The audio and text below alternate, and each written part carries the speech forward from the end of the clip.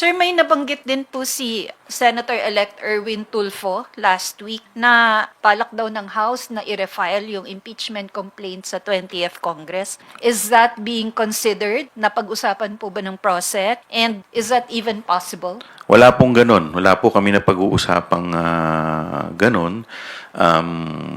Because kung ganun po ang mangyayari, magkakaroon po ng bar. Meron po tayong tinatawag na one-year bar. O bawal po within 1 year, dapat isang impeachment complaint lang ang ifa-file.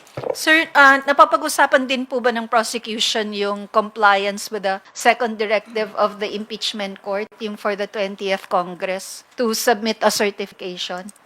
Naipasa na po yung resolution, bagamat hindi pa po ito itatransmit sa Senado, pero ito po ay meron na pong judicial notice. So, kumbaga, ano na po to? FYI na sa Senado. Sir, hindi na kailangan ng physical filing? Sa akin pong paniniwala, hindi na dahil meron na pong judicial notice.